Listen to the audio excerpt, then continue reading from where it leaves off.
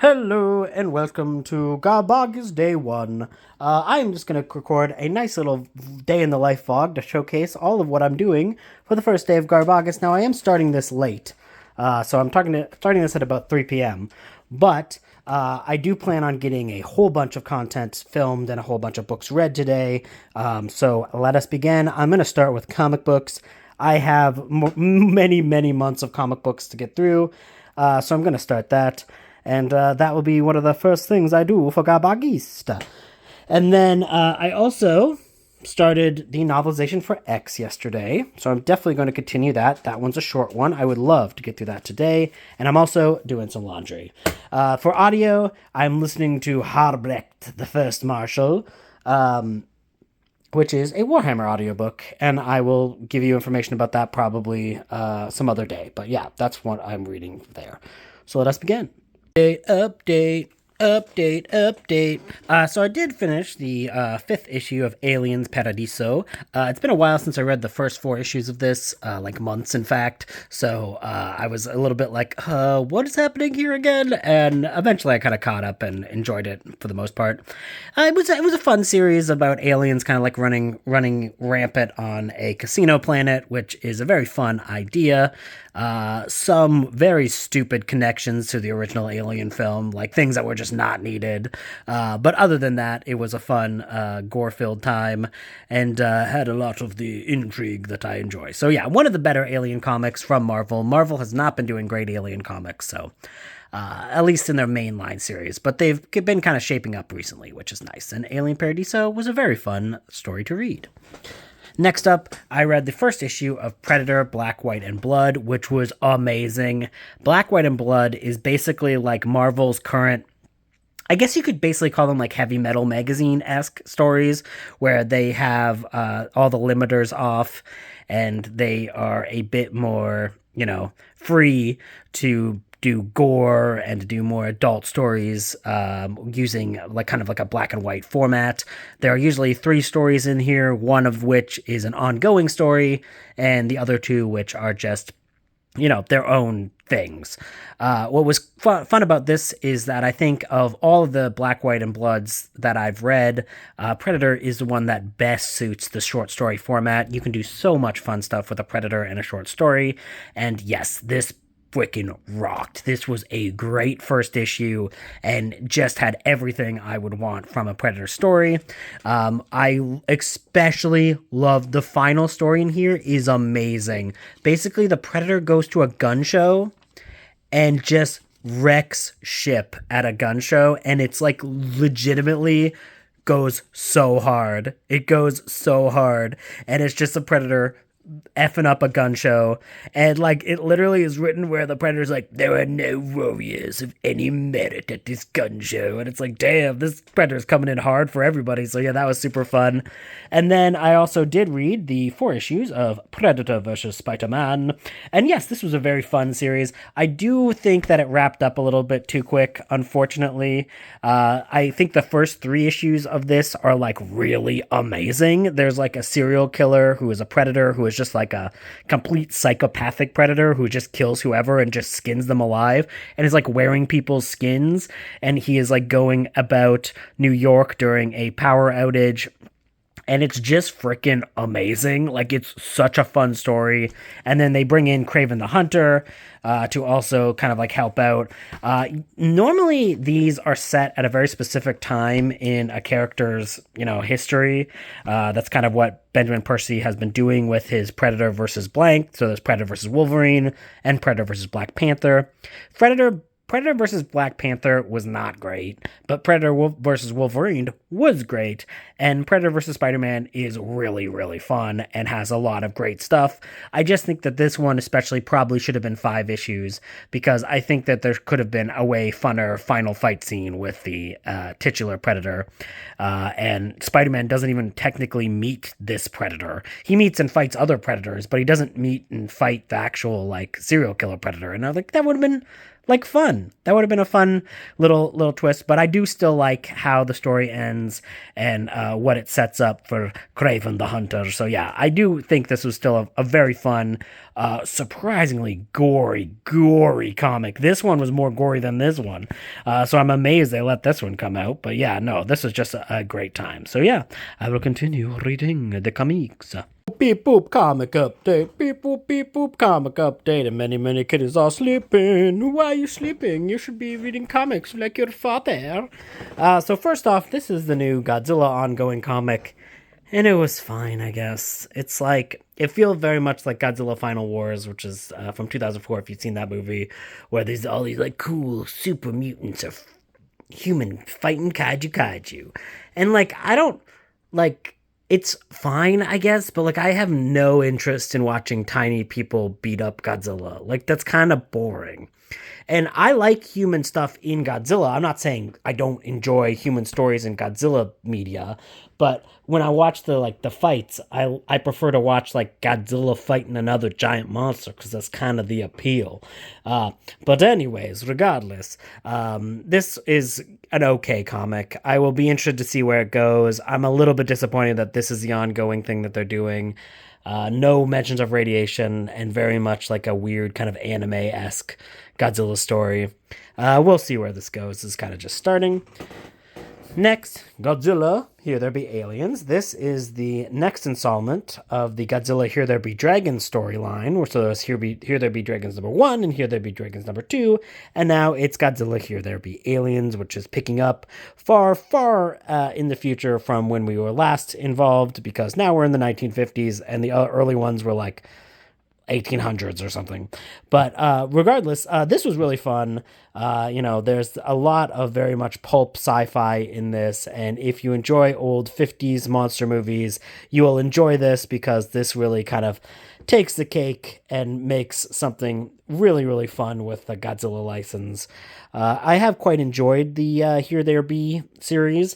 I did enjoy the first one more than like the second one, but this one I think is more back on track, and I quite enjoy Frank Thierry as a writer.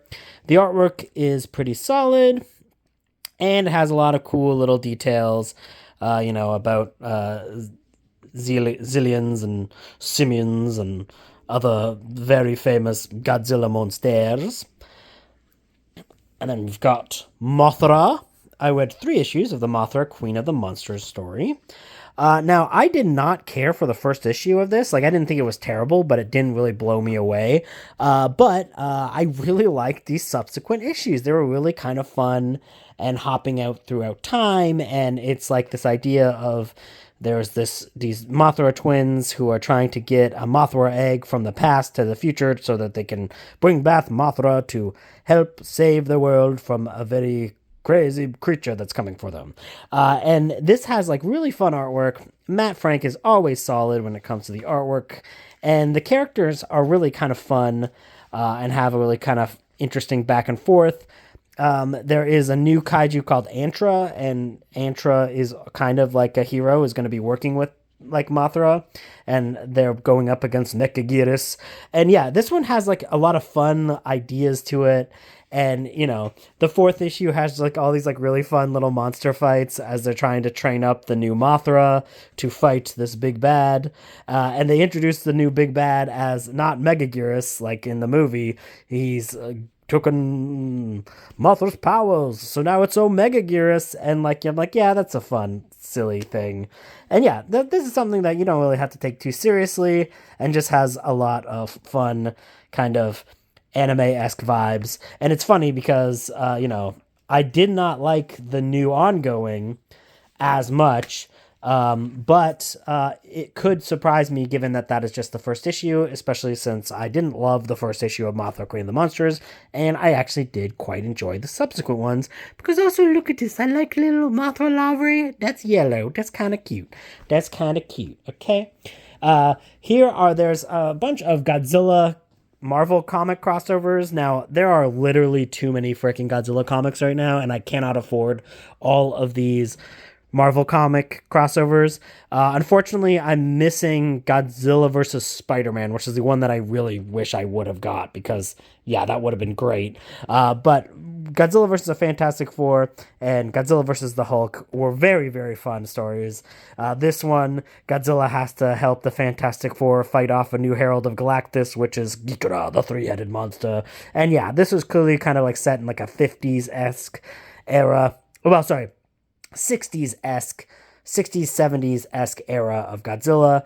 And I feel like all of these are kind of written like the ongoing Godzilla comic from the 70s, like what would have happened had it continued. That kind of feels like the vibe that they're going for with these. And yeah, I really liked them. I thought they were really fun. Godzilla vs. Fantastic Four, and then Godzilla vs. the Hulk was really, really silly and fun, and it brought back an old villain from those 70s Godzilla comics, Dr. Demonicus. Yeah, and I just had a lot of fun with this. What's interesting, though, is that original 70s Godzilla comics, they only had the rights to Godzilla and none of his supporting cast. Whereas this one, they use all of the other Godzilla characters. But not Jet Jaguar, by the way. This says Jet Jaguar, but Jet Jaguar is not in this comic. This is just a variant cover, I guess. But yeah. Yeah, well, it does say a variant edition, but yeah, anyways. This one's also a variant cover, but I bought this one because it literally looked like the freaking an issue of the 70s one. But yeah, no, this was still fun. Mostly Godzilla, duking it out with Hedorah and a bunch of Mecha Godzillas, and then the Hulk shows up, and then freaking Godzilla gets powered up and becomes like Godzilla Hulk, which is redonkulous. Like, we are talking like ripped Godzilla. Like, look at this. Now it's time for Godzilla's turn to smash. Like, look at that. That's so goofy and fun and very silly, and I did have a good time with that. Godzilla Heist. This is the five issue series. I read the first issue, wasn't in love with it, and was not kind of looking forward to the other issues. I will say that this actually did end up being pretty interesting. Basically, this guy his mom has been disgraced and got all of her research stolen by the British government, so he sets up Godzilla to help him break in and into this top secret base and get revenge and take Godzilla out once and for all using his mom's material. And yeah, it features Mecha Godzilla. Now this is interesting because there have been quite a few heists kaiju stories. So the 60s film Dagara, and then there is also the comic book Kaiju Score recently. Kaiju Score was a really, really fun, solid comic, but what's interesting is in both of those movies, the people doing the heists are a lot more likable than this one. So this one does have that angle of Godzilla's there. It's kind of a grittier heist film. People are not really good people. Even our main character, who is trying to be like justifying all of the destruction Godzilla is doing by, the idea that he's going to finally take Godzilla out, so he's like the ends justify the means, even though bringing Godzilla to this place is causing thousands of people to die. And he realizes that, and it's just that's kind of like an interesting character study, I guess. But yeah, this was not too bad. Not my favorite comic of all time, but yeah, not too bad. Now, I'm just going to read the 4 issues of the Universal Mommy comics, and that will be that. Last comic update of the day, I did finish the entire story of the Mummy, the Universal Mummy.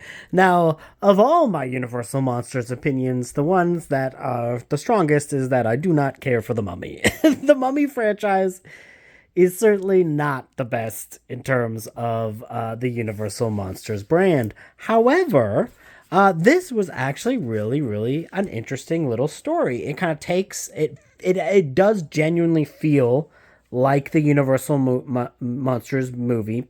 So it does feel like that original Mummy movie, and it does kind of have its own twist with more about Moon, and she has kind of found her soul in this young girl while most of the events of the movie are kind of going as they are.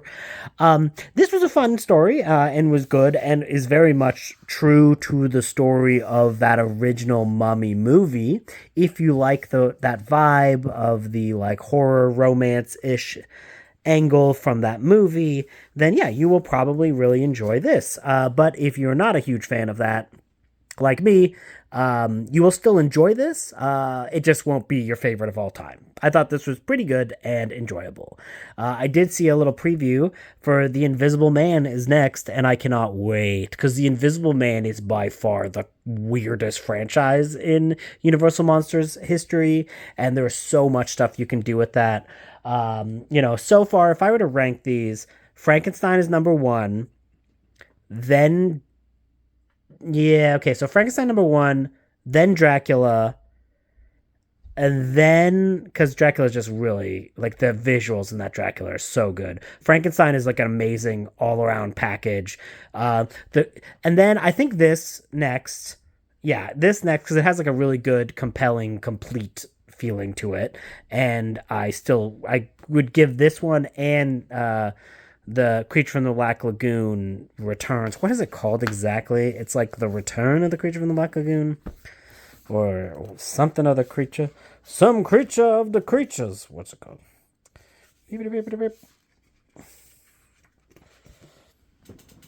Oh, Creature from the Black Lagoon Lives, which is the only one so far that's been really a sequel to the story. And that one was good as well. It just was kind of odd.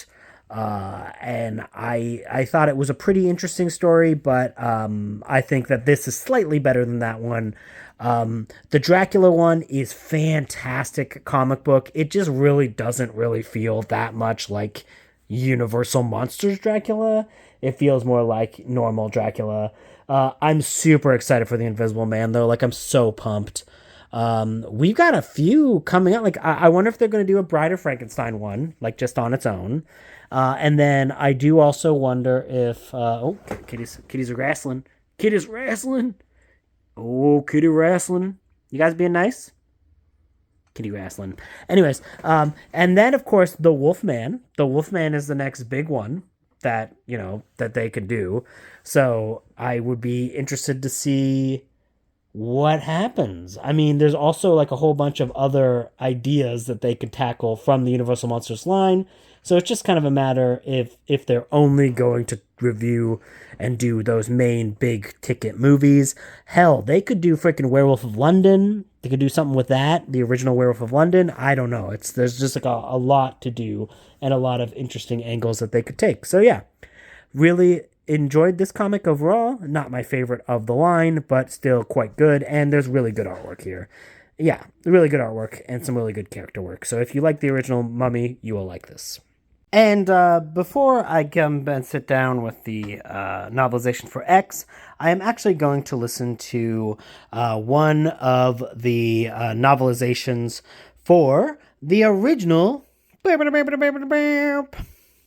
Halloween. No, actually, I'm going to listen to one of the YA books from either the Freddy Krueger's YA series or Michael Myers YA series. I'll let you know which one I listen to. I just feel like going for a walk and getting some fresh air while it's still light out. So boop boop boop boop boop. We'll listen to that and let you know how it is. Going on a walk while I am listening to Deadly Disguise from one of the Freddy Krueger's Tales of Terror. And I found in a little free library this amazing book. Oh my god. Cat playing Cupid. I can get my cats helping my love life. Come on, cats. You got submission. Okay, kitty. Hello, Mr. Kitty. Oh, an angry kitty. Okay. Bye, Mr. Kitty. This is like the first kitty that's ever hissed at me outside. Oh, look at it. He does not like me. Oh, well. That's a nice night. I can't believe a kitty hissed at me. Oh, my God. What am I going to do with my life now? Kitties are hissing at me. It's a tragedy. Hey, Loomis. How's it going, bro? It's time to update for the vlog. I just finished Freddy Krueger's Tales of Terror. Deadly Disguise. And that was actually really fun. That was it was the fifth book in the Freddy Krueger's Tales of Terror series, which is this kind of like YA ish thing that happened in like, I think it was like mid 90s. And yeah, it was really, really fun. I had a great time with it. It was actually pretty quick. It was one of the shorter ones of that series. But it was all really kind of a tight story because of that. It's like this Halloween party, which is already like winning, but all the characters actually have like some pretty cool costumes. Like there was one character who is like their costume is that they're dressed as the bottom of a theater floor. So they have like the lights and they have like sticky pop, like they have popcorn and stuff stuck to them. And I was like, oh, that's actually like a really clever, fun costume for our main character to be in. And anyway, so there's this rich guy who recently came back to Springwood and he's all like, I have the ultimate haunted house. But there's all these rumors that he's like, he used to be in show business and then the show got canceled and his house burnt down in LA. So there's all these rumors about like what's going on with him and is he okay? Did he get injured in this fire? And then mysterious things start happening at the actual house. And what's fun about this is, Freddy Krueger does the intro and outro of the book, but in this one, he actually does appear. We do actually have a Freddy appearance near the end of the book, which I thought was actually really fun and exciting. And I kind of like that this is like, it seems to be a little bit more Freddy seems to be a little bit more involved than Freddy's Nightmares, the television show that was like the anthology series, where he only did the intro and outros. Because he's actually like the architect of the events. So like the main plot goes to its full for fruition and then Freddy Krueger pops up. And that was just really kind of fun and an exciting little twist on the story. And yeah, I thought it was really fun. The characters were all entertaining and I thought the writing was pretty good. I mean, this isn't going to like blow your mind, but like for, a Friday night read while I go on a little walk, I thought it was great. I had a great time with it. So yeah, I mean, in reality, it's probably like a 3.5 star book, but I had a lot of fun with it, and it was a fun little entertaining slasher book. So yeah, that was awesome. And now I'm going to do X. I probably will not finish X tonight, but I will update you when how far I get into it. So let's see.